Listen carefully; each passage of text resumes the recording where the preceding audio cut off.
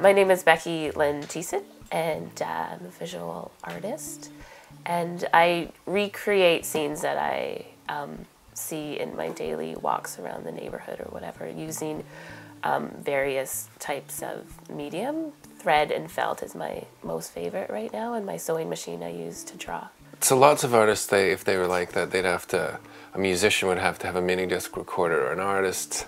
Would you sketch the things to remember what you want to work on, or they just... Sometimes I take pictures and then look back on the pictures, and sometimes I just remember how I saw it, and then we'll maybe go back and look at it again just to get right angles and so on. But is that where the postcard series from Point Douglas came from? Just snapshots and things in your head? I moved here 2.5 years ago, and I moved from the Wolseley neighborhood, and I just had a lot of questions about gentrification, and I felt kicked out of Wolseley because I couldn't afford it anymore. And so I'm moving into a lower income neighborhood, and how does that affect the community already there, right? And am I displacing someone else? And so this postcard series was just my reflections of moving into the neighborhood, and just some stories and things that happened that I wanted to, I guess, share with others. Yeah.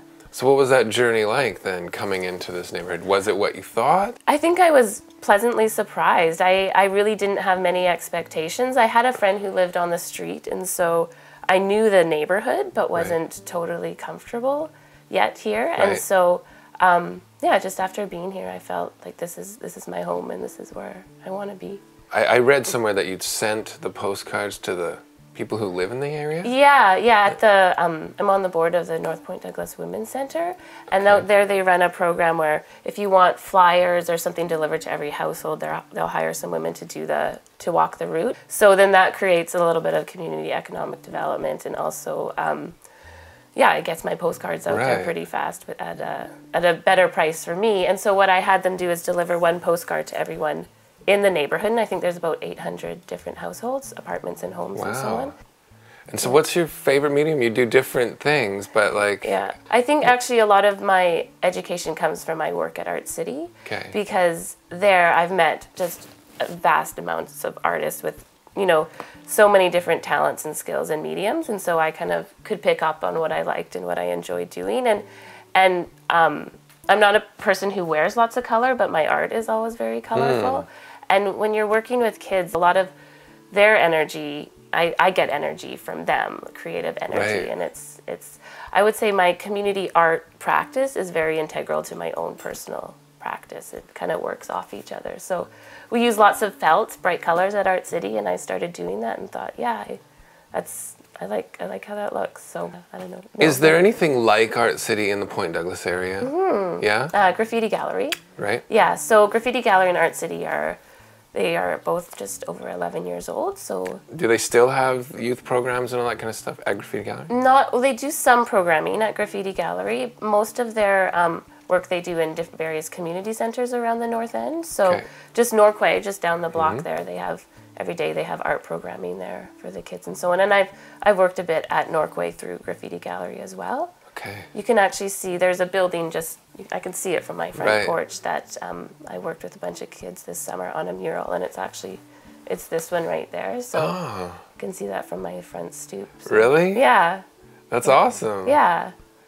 You had a piece you were showing me about a scene on Higgins and Main Street. What was that?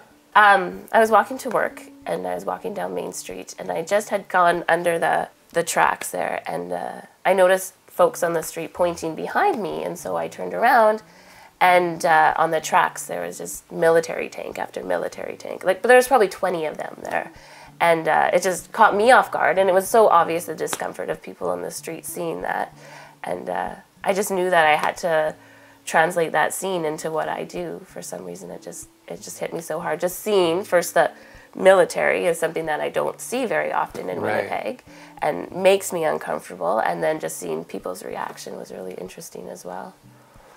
Were you working as an artist in any of the other places where you've lived? No. So it happened here? It totally happened here. I never felt like I could draw. I never felt like an artist, ever. It's taken me probably just 3 years ago, I think I've been able to actually call myself an artist.